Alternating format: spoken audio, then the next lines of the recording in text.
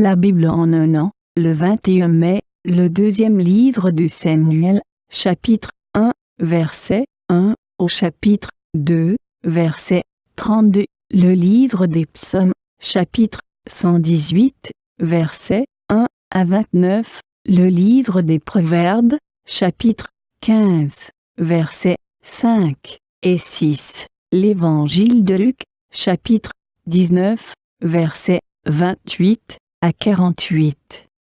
2 Samuel, chapitre 1. Après la mort de Saül, David, qui avait battu les Amalécites, était depuis 2 jours revenu à Tsiklag. Le 3e jour, un homme arriva du camp de Saül, les vêtements déchirés et la tête couverte de terre. Lorsqu'il fut en présence de David, il se jeta par terre et se prosterna. David lui dit « D'où viens-tu » Et il lui répondit « Je me suis sauvé du camp d'Israël. » David lui dit « Que s'est-il passé ? Dis-moi donc. » Et il répondit « Le peuple s'est enfui du champ de bataille, et un grand nombre d'hommes sont tombés et ont péri. Saül même et Jonathan, son fils, sont morts. » David dit au jeune homme qui lui apportait ces nouvelles « Comment sais-tu que Saül et Jonathan, son fils, sont morts ?» Et le jeune homme qui lui apportait ces nouvelles répondit « Je me trouvais sur la montagne de Gilboa, et voici, Saül s'appuyait sur sa lance, et voici, les chars et les cavaliers étaient près de l'atteindre. S'étant retourné, il m'aperçut et m'appela. Je dis « Me voici !» Et il me dit « Qui es-tu » Je lui répondis « Je suis un Amalécite. » Et il dit « Approche donc, et donne-moi la mort, car je suis pris de vertige, quoique encore plein de vie. » Je m'approchai de lui, et je lui donnai la mort, sachant bien qu'il ne survivrait pas à sa défaite. J'ai enlevé le diadème qui était sur sa tête et le bracelet qu'il avait au bras, et je les apporte ici à mon seigneur.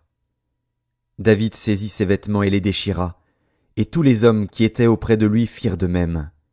Ils furent dans le deuil, pleurèrent et jeûnèrent jusqu'au soir, à cause de Saül, de Jonathan, son fils, du peuple de l'Éternel, et de la maison d'Israël, parce qu'ils étaient tombés par l'épée.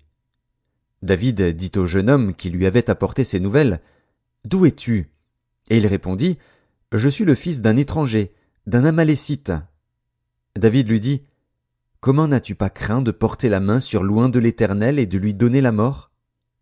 Et David appela l'un de ses gens et dit, « Approche, et tue-le. » Cet homme frappa l'Amalécite, qui mourut. Et David lui dit, « Que ton sang retombe sur ta tête, car ta bouche a déposé contre toi, puisque tu as dit, j'ai donné la mort à l'oint de l'Éternel. » Voici le cantique funèbre que David composa sur Saül et sur Jonathan, son fils, et qu'il ordonna d'enseigner aux enfants de Juda. C'est le cantique de l'arc. Il est écrit dans le livre du juste. L'élite d'Israël a succombé sur tes collines. Comment des héros sont-ils tombés? Ne l'annoncez point dans Gath, n'en publiez point la nouvelle dans les rues d'Ascalon, de peur que les filles des Philistins ne se réjouissent, de peur que les filles des incirconcis ne triomphent. Montagne de Gilboa, qu'il n'y ait sur vous ni rosée ni pluie, ni champs qui donnent des prémices pour les offrandes. Car là ont été jetés les boucliers des héros, le bouclier de Saül. L'huile a cessé de les oindre. Devant le sang des blessés, devant la graisse des plus vaillants, l'arc de Jonathan n'a jamais reculé, et l'épée de Saül ne retournait point à vide. Saül et Jonathan, aimables et chéris pendant leur vie, n'ont point été séparés dans leur mort.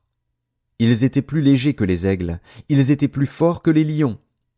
Filles d'Israël, pleurez sur Saül, qui vous revêtait magnifiquement de cramoisis, qui mettait des ornements d'or sur vos habits.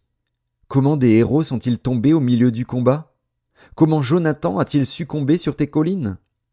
Je suis dans la douleur à cause de toi, Jonathan, mon frère. Tu faisais tout mon plaisir. Ton amour pour moi était admirable, au-dessus de l'amour des femmes. Comment des héros sont-ils tombés?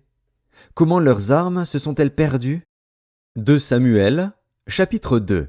Après cela, David consulta l'Éternel en disant, « Monterai-je dans une des villes de Juda ?»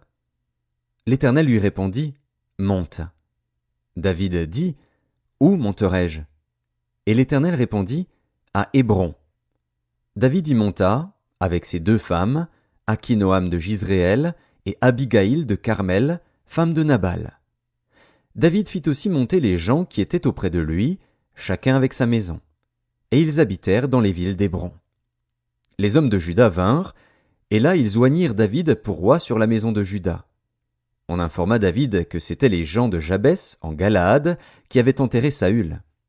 David envoya des messagers aux gens de Jabès, en Galaad, pour leur dire « Soyez bénis de l'Éternel, puisque vous avez ainsi montré de la bienveillance envers Saül, votre maître, et que vous l'avez enterré. Et maintenant, que l'Éternel use envers vous de bonté et de fidélité. Moi aussi je vous ferai du bien, parce que vous avez agi de la sorte. Que vos mains se fortifient, et soyez de vaillants hommes. Car votre maître Saül est mort, et c'est moi que la maison de Juda a oint pour roi sur elle. » Cependant Abner, fils de Ner, chef de l'armée de Saül, prit Ish-Boshet, fils de Saül, et le fit passer à Mahanaïm. Il l'établit roi sur Galaad, sur les Guéshuriens, sur Jizréel, sur Éphraïm, sur Benjamin, sur tout Israël. Ish-Boshet, fils de Saül, était âgé de 40 ans lorsqu'il devint roi d'Israël, et il régna 2 ans. Il n'y eut que la maison de Juda qui resta attachée à David. Le temps pendant lequel David régna à Hébron, sur la maison de Juda, fut de 7 ans et 6 mois.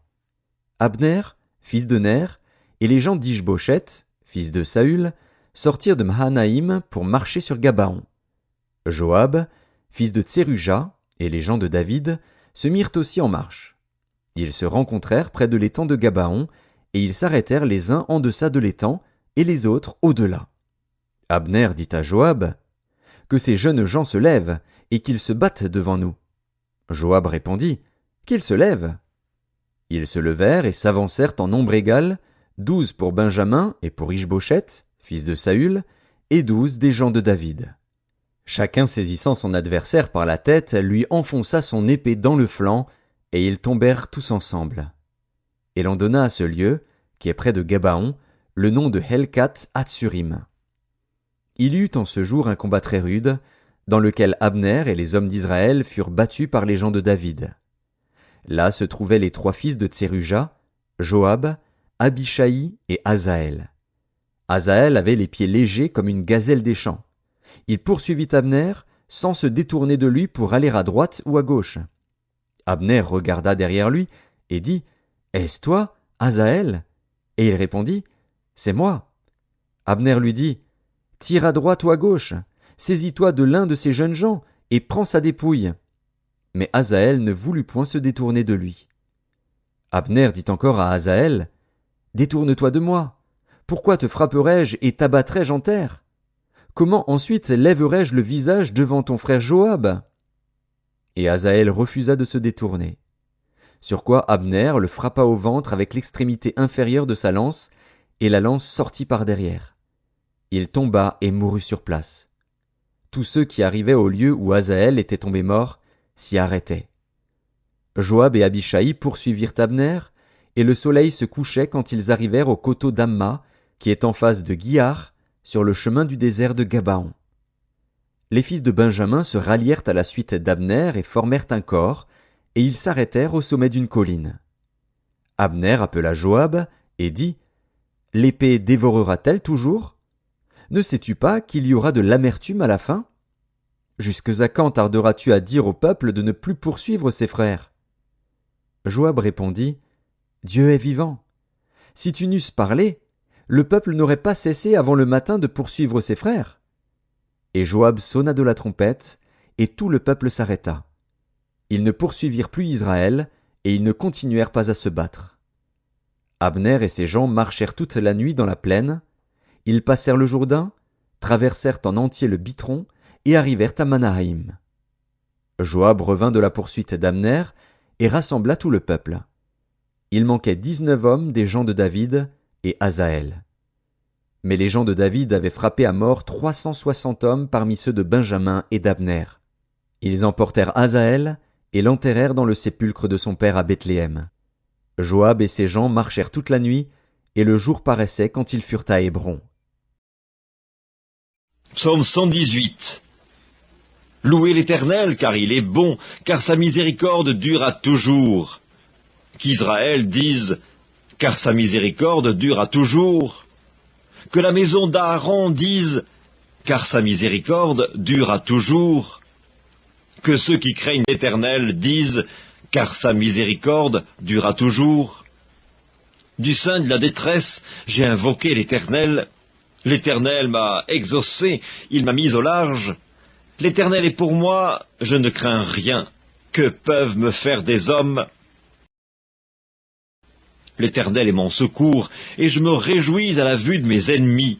Mieux vaut chercher un refuge en l'Éternel que de se confier en l'homme. Mieux vaut chercher un refuge en l'Éternel que de se confier aux grands. Toutes les nations m'environnaient, au nom de l'Éternel je les taille en pièces. Elles m'environnaient, m'enveloppaient, au nom de l'Éternel je les taille en pièces. Elles m'environnaient comme des abeilles, elles s'éteignent comme un feu d'épine. Au nom de l'Éternel je les taille en pièces. Tu me poussais pour me faire tomber, mais l'Éternel m'a secouru. L'Éternel est ma force, et le sujet de mes louanges, c'est lui qui m'a sauvé. Des cris de triomphe et de salut s'élèvent dans les tentes des justes.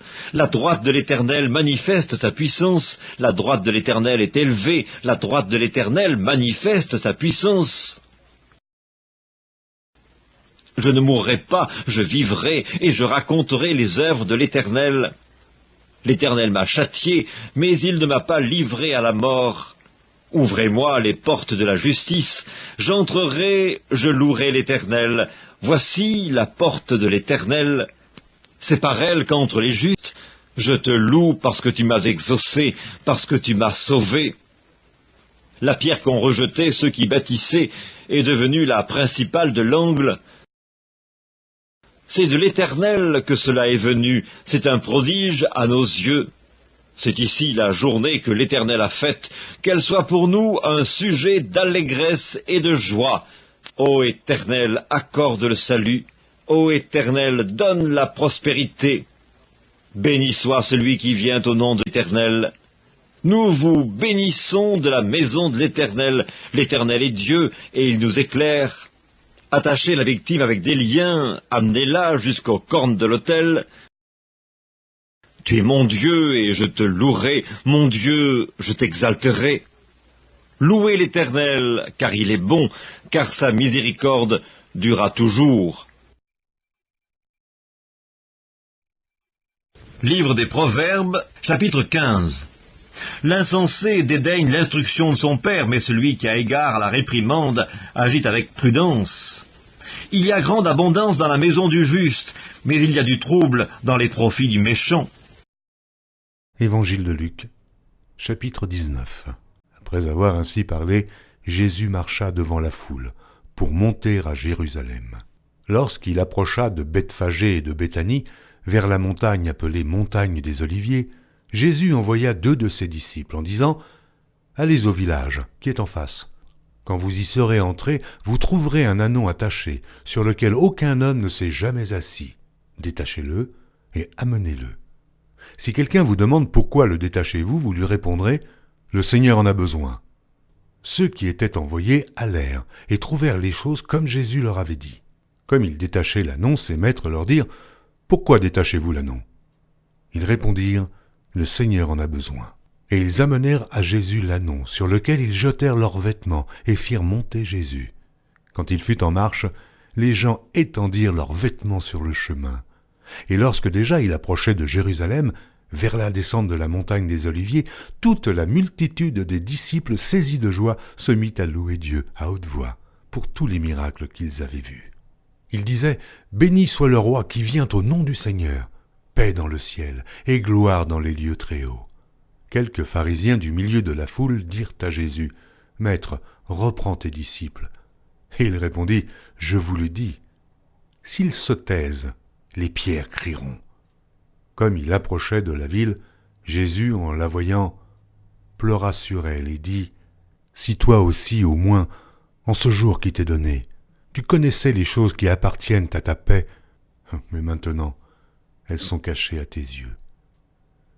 Il viendra sur toi des jours où tes ennemis t'environneront de tranchées, t'enfermeront et te serreront de toutes parts.